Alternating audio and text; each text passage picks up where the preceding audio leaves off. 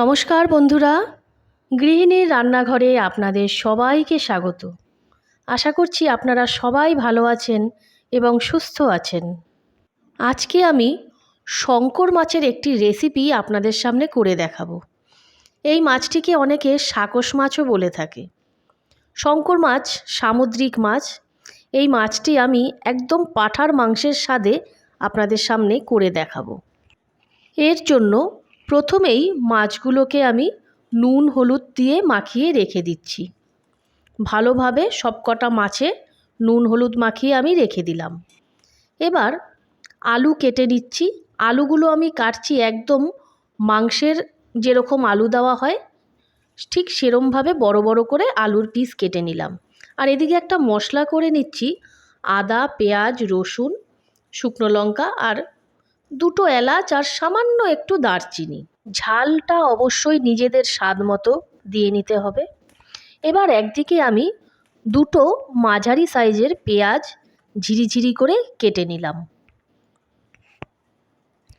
এদিকে কড়াইতে তেল দিয়ে, অবশ্যই সর্ষের তেল, কড়াইতে তেল দিয়ে আমি এখানে দিয়ে দিচ্ছি দুটো পিস মাটনের চর্বি। এটা আমার ঘরে ছিল। 2 পিস বড় বড় দেখে মাটনের চর্বি আমি দিয়ে দিলাম। কিছুক্ষণ বাদেই চর্বিটা পুরো গলে যাবে। এবার ওই তেলের মধ্যেই সামান্য নুন আর সামান্য হলুদ দিয়ে নিলাম। গরম তেলে সামান্য নুন আর হলুদ দিলে মাছ ভাজার সময় সেই তেল কখনোই ছিটে গায়ে আসবে না। এবার আমি সবকটা মাছের পিস ভেজে তুলে নিলাম। মাছগুলো খুব ভালোভাবে ভাজতে হবে। এবার কড়াইতে তেলটা কমে এসেছিল, সেই জন্য আরেকটু তেল দিয়ে কেটে রাখা আলুগুলো দিয়ে দিলাম। আলুর মধ্যে সামান্য নুন আর হলুদ দিয়ে আলুটা অল্প ভাজা ভাজা করে এর মধ্যে ঝিরিঝিরি করে কেটে রাখা পেঁয়াজটা দিয়ে দিলাম। এখানে আমি দুটো পেঁয়াজ নিয়েছিলাম। পেঁয়াজটা দিয়ে আবার একটু নাড়াচাড়া করতে করতে পেঁয়াজটা যখন কিছুটা মজে আসবে তখন দিয়ে দিলাম দুটো তেজপাতা। তেজপাতাটা দিয়ে দিচ্ছি এর মধ্যে বেটে রাখা মশলাটা। মশলাটা দিয়ে ভালোভাবে আলুর সাথে বেশ কিছুক্ষণ ধরে কষিয়ে নিতে হবে। কষিয়ে নিয়ে আমি কিছুক্ষণের জন্য কড়াইটা ঢেকে দিলাম। কিছুক্ষণ পর কড়াইয়ের ঢাকাটা খুলে আবার একটু নেড়ে দিচ্ছি। দেখুন মশলাটা খুব সুন্দরভাবে কষানো হয়ে গেছে, মশলা থেকে তেলও ছেড়ে দিয়েছে। এবার আমি এর মধ্যে ভেজে রাখা মাছগুলো দিয়ে দিলাম।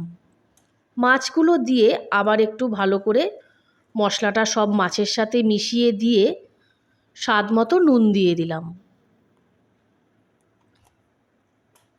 এরপর আবার একটু নাড়াচাড়া করে এর মধ্যে পরিমাণ মতো গরম জল দিয়ে দিচ্ছি।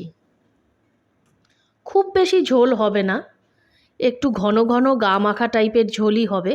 মাছটা নামিয়ে নেওয়ার পর আমি এমন একটি তড়কা দেব যার জন্য মাছটা খেতে একদম পাঁঠার মাংসের মতনই লাগবে।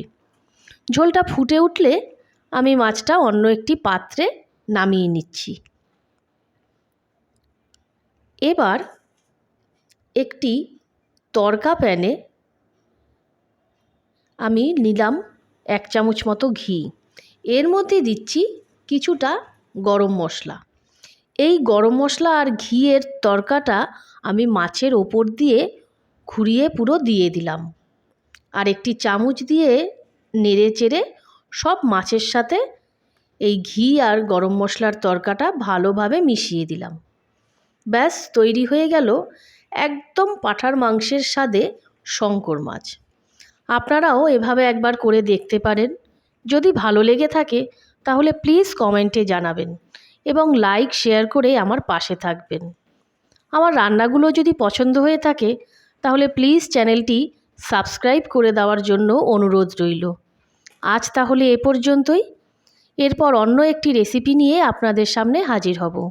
Thank you.